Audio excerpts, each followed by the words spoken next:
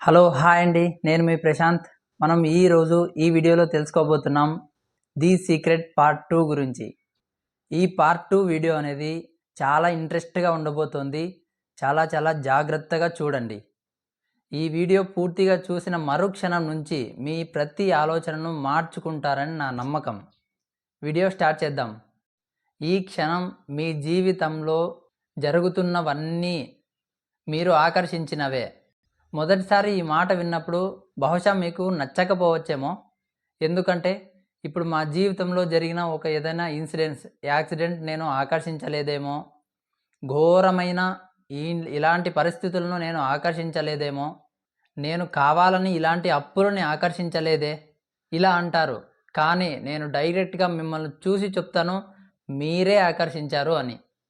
దీన్ని మీరు ఒప్పుకోగలిగినప్పుడు మాత్రమే మీ జీవితాన్ని మీరు మార్చుకోగలరు. ఒకవేళ మీరు ఇది వినడం మొదటిసారి అయితే మీరు ఈ విధంగా అనుకుంటారు, ఓ నేను నా ఆలోచనల మీద నిఘా ఉంచాలన్నమాట. వీడియో అలా చూస్తూ రండి. చాలా మంచి సీక్రెట్స్, మంచి ఉదాహరణలతో వీడియో పూర్తి సంక్షిప్తంగా ఉండబోతోంది. మన మనస్సులో వచ్చే ప్రతి ఆలోచన మీద నిఘా ఉంచడం అనేది అసంభవం. మనకు రోజుకి 60,000 ఆలోచనల నుంచి 70,000 ఆలోచనల వరకు వస్తాయని పరిశోధకులు అంటూ ఉంటారు. ఆ 60,000 ఆలోచనల గురించి లేదా 70,000 ఆలోచనల గురించి మనం నిఘా ఉంచాలంటే ఒకసారి ఊహించగలరా? మన అదృష్టం కొద్దీ దానికి ఒక సులభమైన మార్గం ఉంది. అవే మన యొక్క భావాలు. మన భావాలు మనం ఏమైతే ఆలోచిస్తున్నామో మనకు తెలియజేస్తాయి. భావాల యొక్క ప్రాముఖ్యత గురించి ఎంత చెప్పినా తక్కువే అవుతుంది. మీ యొక్క ఆలోచనలే అన్నింటికీ మూల కారణం. ఈ విషయాన్ని మీరు గుర్తుంచుకోండి. మీరు ఏదైనా ఒక విషయాన్ని పదే ఆలోచిస్తూ ఉన్నప్పుడు ఆ సిగ్నల్ అనేది విశ్వం తీసుకుంటుంది. ఆ ఆలోచన అనేది మన యొక్క ఫ్రీక్వెన్సీ లెవెల్ దానికి తగ్గట్టుగా మ్యాచ్ అయినప్పుడు జరిగిపోతూ ఉండడం అయితే జరుగుతుంది. మీరు ఏదైతే ఇప్పుడు అనుభూతిని పొందుతున్నారో అదే తప్ప మీరు ఆలోచిస్తున్నది కాదు. అందుకే ఎవరైనా నిద్ర లేచిన వెంటనే అడుగులు తడబడుతూ తన బొటనవేలికి గాయం కలిగించుకునే విధంగా ఉన్నారనుకోండి, ఆ రోజంతా వాళ్ళు బాధపడుతూనే ఉంటారు. అలాంటి సమయాల్లో తన జీవితం ఎంతో మెరుగుపడుతుంది అని ఆలోచించడానికి కూడా వాళ్ళకు అయ్యలేదు. మీ రోజు అనేది ఆనందంగా మొదలై ఆనందంగా గడిస్తే మీరు మరిన్ని ఆకర్షించగలుగుతారు. ఈ ఆకర్షణ సిద్ధాంతం ప్రకారం ఆనందాన్ని ఉంచుకునే వ్యక్తులను, అలాంటి పరిస్థితులను మీ జీవితంలోనికి రావడానికి సహాయపడుతుంది.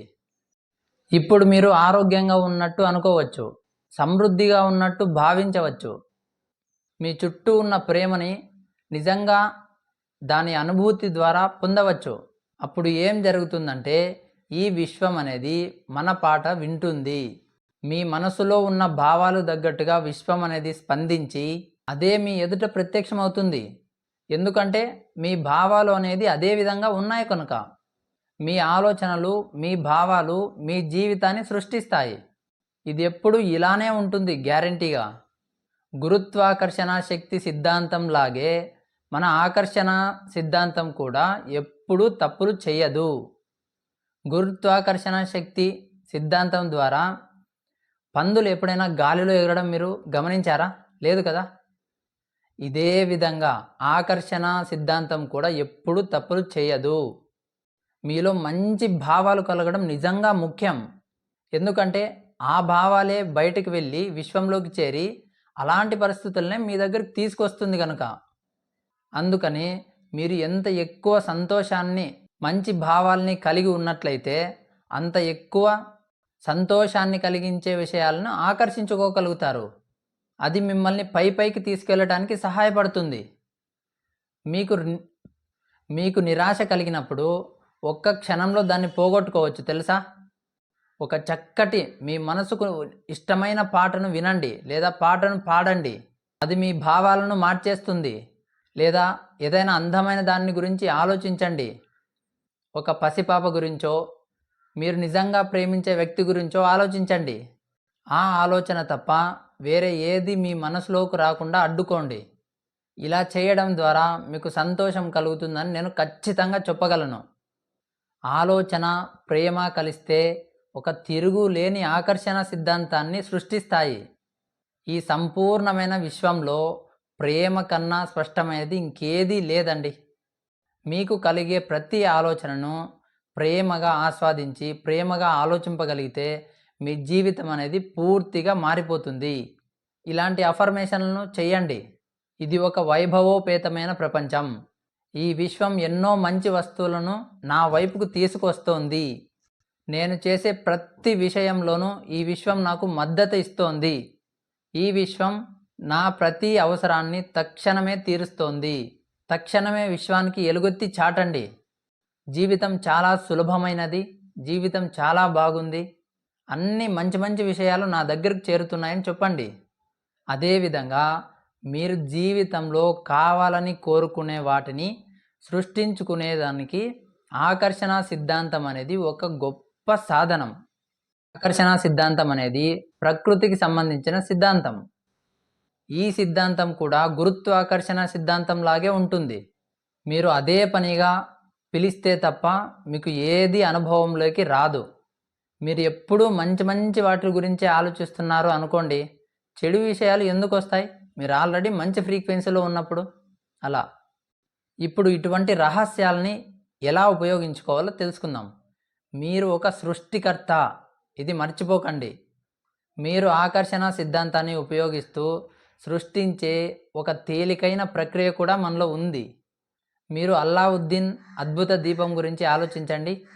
అల్లావుద్దీన్ ద్వీపం తీసుకొని పైనున్న ధూళిని తుడుస్తాడు. వెంటనే భూతం శబ్దం చేస్తూ బయటకు వస్తుంది. భూతం ఎప్పుడూ అంటూ ఉంటుంది, మీ కోరికే నా ఆజ్ఞ అని. అల్లావుద్దీన్ అనేది తనకు ఏదైతే కావాలో అదే అడుగుతాడు. ఇది గుర్తుంచుకోండి. ఈ భూతం అనే పదాన్ని మన సాంప్రదాయ పదంగా దేవతలు, ఆధ్యాత్మకం, దైవం, యూనివర్స్, విశ్వం ఇలా పలు రకాలుగా పిలుస్తాం మనం. అయితే ప్రతి సాంప్రదాయము మనకు చెప్పేది ఏమంటే మనకంటే ఉన్నతమైనది ఏదో ఉందని. అంటే ఈ భూతం అంటే విశ్వం ఎప్పుడు ఒకటే చెప్తుంది, మీ కోరికే నా ఆజ్ఞ. ఈ భూతం అనేది ఆకర్షణ సిద్ధాంతం. మీరు చేసే ప్రతి పని, మాట్లాడే ప్రతి మాట వింటూనే ఉంటుంది. మీరు ఆలోచించే ప్రతి అంశాన్ని మీరు కోరుకుంటున్నారు అనుకుంటుంది. మీరు మాట్లాడే ప్రతి మాట మీరు కోరుకుంటున్నారు అనుకుంటుంది. మీరు ఆలోచించే ప్రతి అంశము మీరు కోరుకుంటున్నారు అనుకుంటుంది. అది మంచి అయినా చెడు అయినా ఎక్కడా తప్పలు జరగకుండా ఈ విశ్వంలోనికి మన కోరికలను ఎలా పంపాలి అనేదానికి ఒక అద్భుతమైన ప్రక్రియ ఉంది. దీనికి 3 సింపుల్ పాయింట్స్ ఉన్నాయి. అవేంటో ఇప్పుడు మనం తెలుసుకుందాం. దీనిలో మొదటిది అడగడం.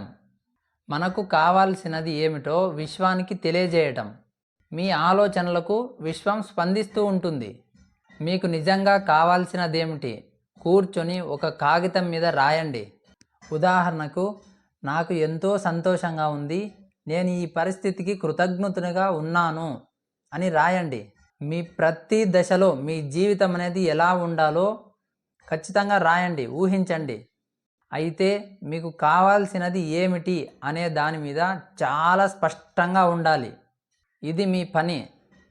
మీలో స్పష్టత లేకపోతే ఆకర్షణ సిద్ధాంతం అనేది పని చెయ్యదు. ఇప్పుడు మొదటిగా పాయింట్ ఏదంటే మీకు కావాల్సిన దానిపై మీరు స్పష్టతను కలిగి ఉండటం. అలా మీ మనసులో స్పష్టత ఏర్పడగానే అది మీరు అడగాలి, అంతే. ఇక రెండవ పాయింట్ నమ్మడం. అడిగింది మీ సొంతమైందని నమ్మాలి. కనిపించని దాన్ని నమ్మాలి.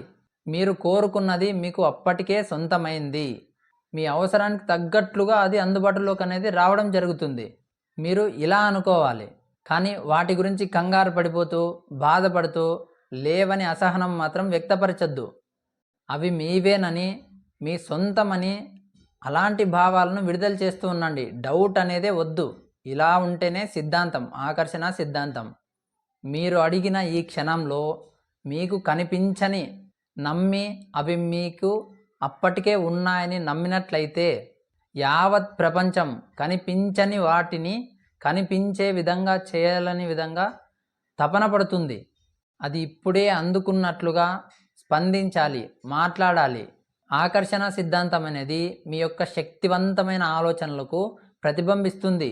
అందువల్ల మీరు దానిపై డౌట్స్తో ఉన్నట్లయితే ఆ డౌట్స్ మీద కూడా ఆకర్షణ సిద్ధాంతం అనేది పనిచేస్తుంది. అందుకే మీరు ఆల్రెడీ దాన్ని పొందినట్లుగా నమ్మాలి. మీరు ఈ విధంగా చేసినప్పుడు ఆకర్షణ సిద్ధాంతం అనేది ఇంకాస్త ముందుకు వెళ్ళి దానికి తగ్గ ఆలోచనలను, దానికి తగ్గ ప్రజలను, దానికి తగ్గ అవకాశాలను తీసుకొచ్చి మీ ముందు పెడుతుంది. వాటిని యూజ్ చేసుకున్నప్పుడు మీ కోరికలు నెరవేరడం జరుగుతుంది. మరి మీకు ఆ నమ్మకం అనే భావన ఎలా వస్తుంది? నమ్మకాన్ని అలవరుచుకోండి. ఒక పసిపిల్లవాడు నమ్మకం పెట్టుకునే విధంగా నమ్మకం పెట్టుకోండి. అది ఇప్పటికే మీ వద్ద ఉన్నట్లు నటించండి. అన్ని సమయాల్లోనూ మీ శక్తివంతమైన ఆలోచనలకు విశ్వం స్పందిస్తూ ఉంటుంది. చాలా సందర్భాల్లో మనం అడిగిన వస్తువులు పొందలేకపోయినప్పుడు మనం నిరాశకు గురవుతాం. నిరుత్సాహం పొందడం అయితే జరుగుతుంది. అలాంటి సందేహాలని తీసి పక్కన పెట్టండి. ఆ సందేహాలు బదులుగా విశ్వాసాన్ని నింపండి. అది ఎలాంటి విశ్వాసం అంటే అది ఖచ్చితంగా నాకు వస్తుంది, వచ్చింది అనే భావనతో ఉండాలి. ఇక మూడవ పాయింట్, స్వీకరించడం. మీరు కోరిన కోరిక నిజమైనప్పుడు స్వీకరించేటప్పుడు ఏ విధంగా అయితే ఉంటారో ముందుగానే ఆ చిత్రాన్ని చూసి ఆనందించడం మనసులో. ఈ ప్రక్రియలో ముఖ్యమైనది ఏమిటంటే మంచిగా అనుభూతి చెందడం, ఆనందంగా ఉండటం. ఎందుకంటే మీరు మంచి అనుభూతిలో ఉన్నప్పుడే మీరు కోరిన దాన్ని పొందే ఫ్రీక్వెన్సీ స్థాయికి మీరు వెళ్ళగలుగుతారు. అందువల్ల మంచిగా ఫీల్ అయ్యే ఫ్రీక్వెన్సీలో ఉండండి. అది మీకు ఖచ్చితంగా అందుతుంది. మీరు అలాంటి ఫ్రీక్వెన్సీలకి త్వరగా చేయాలంటే ఈ విధంగా అనుకోండి. నేను ఇప్పుడే అందుకుంటున్నాను, నా జీవితంలో అంతా మంచినే నేను ఇప్పుడు అందుకుంటున్నాను, నేను ఇప్పుడు నా కోరిక ఏదైతే అది అందుకుంటున్నాను. మీరు నిజంగా అందుకున్న అనుభూతిని పొందండి.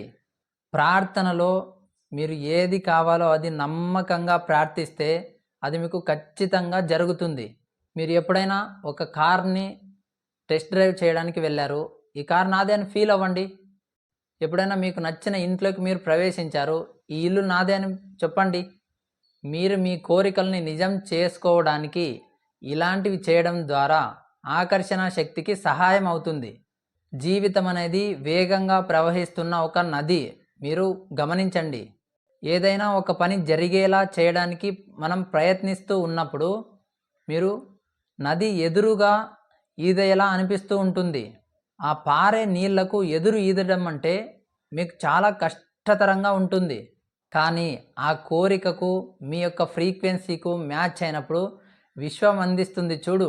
అలాంటి సమయంలో ఎలా ఉంటుందంటే పారే నీటితో పాటు మీరు కూడా వెళ్తూ ఉంటారు. అప్పుడు మీకు చాలా సునాయాసంగా ఉంటుంది. కొంచెం వేగాన్ని మాత్రమే ఇష్టపడుతుంది. ఆలస్యం చేయకండి.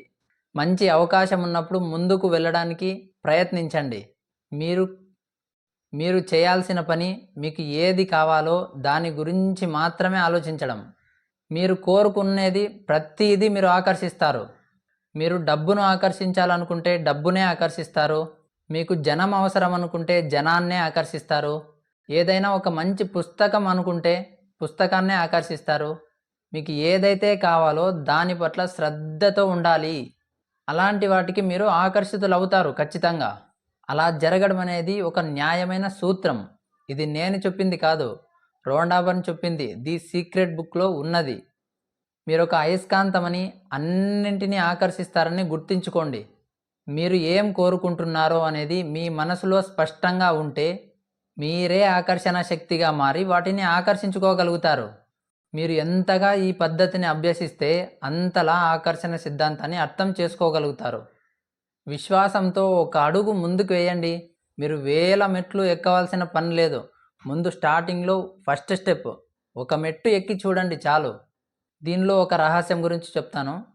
ఒకతను శరీర బరువు అనేది చాలా ఎక్కువగా ఉంటుంది. అతను బరువు తగ్గించుకోవాలని ప్రయత్నిస్తూ ఉంటాడు. బరువు తగ్గించుకోవాలి అనుకుంటున్నాడు కాబట్టి పూర్తిగా బరువు తగ్గిపోయే అవకాశాలు ఉంటాయి. అలా అనుకోకూడదు. అతను ఎలాంటి బరువు, ఎంత వెయిట్ ఉంటాడో కరెక్ట్గా అది ఊహించుకోవాలి. అతను ఎంత బరువు అయితే ఉండాలనుకుంటున్నాడో అలా ఉన్నట్టుగా విజువలైజేషన్ చేయాలి. ఒక వ్యక్తి సన్నగా ఉంటాడు కానీ గుర్రంలా పరిగెత్తుతూ ఉంటాడు, బాగా ఎక్కువగా తింటూ ఉంటాడు, కానీ ఇలా చెప్తూ ఉంటాడు, నేను ఏదైనా తినగలను, ఎంత ఆహారం తిన్నా కూడా నేను నిర్దిష్టమైన బరువులోనే ఉంటాను అని.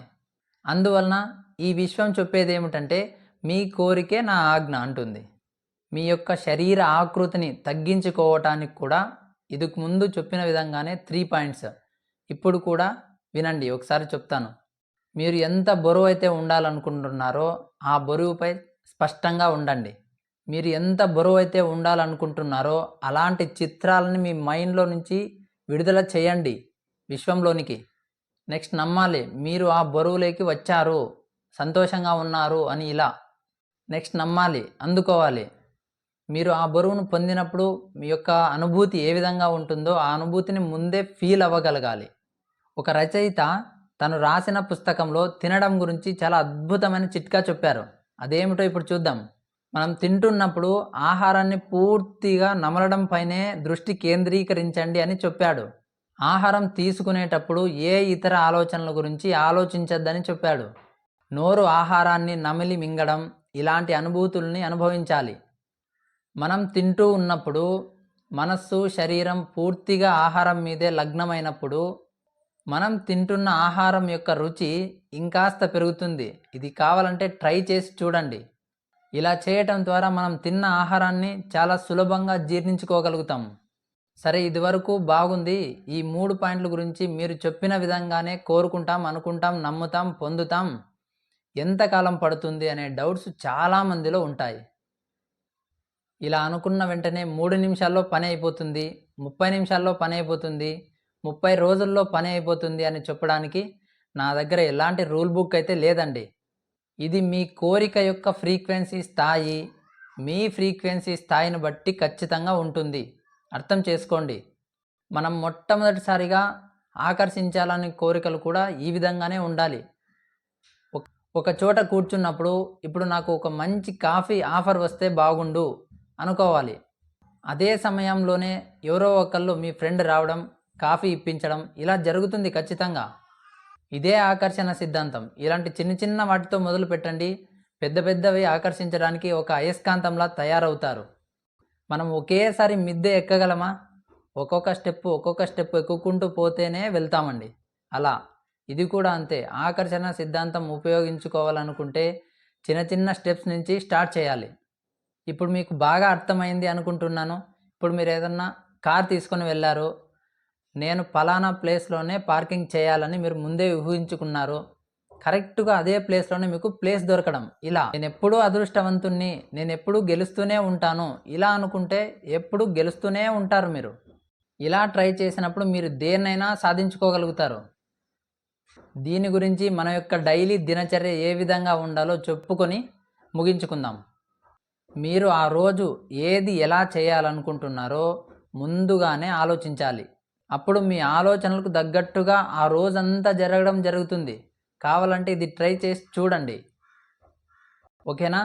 దీన్ని బట్టి నేను చెప్పేది ఏమిటంటే దేని గురించి అయితే మనం పదే పదే ఊహిస్తూ ఆలోచిస్తూ తపన పడుతూ ఉంటామో అది ఇప్పుడు కాకపోయినా ఎప్పుడో ఒకప్పుడు ఖచ్చితంగా వస్తుంది. ఎప్పుడని ఒక ప్రశ్న వేస్తే గిన నేను చెప్పే సమాధానం ఏంటంటే మన ఫ్రీక్వెన్సీ, మన కోరిక ఫ్రీక్వెన్సీ మ్యాచ్ అయినప్పుడు ఖచ్చితంగా అందుకోగలుగుతాము. కలిసి ఈ పార్ట్ 2 వీడియోని చాలా ఆనందంగా ఆస్వాదించారు. పార్ట్ 3 వీడియో అనేది దీనికన్నా అద్భుతంగా మంచి మంచి సీక్రెట్స్ రివీల్ చేయడం అయితే జరుగుతుంది. తప్పకుండా చూసి నన్ను సపోర్ట్ చేయండి. వీడియో నచ్చినట్లయితే తప్పకుండా లైక్ చేయండి, షేర్ చేయండి. ఛానల్ ఆకర్షణ శక్తి ఛానల్ను తప్పకుండా సబ్స్క్రైబ్ చేయండి. Thank you friends, thank you so much.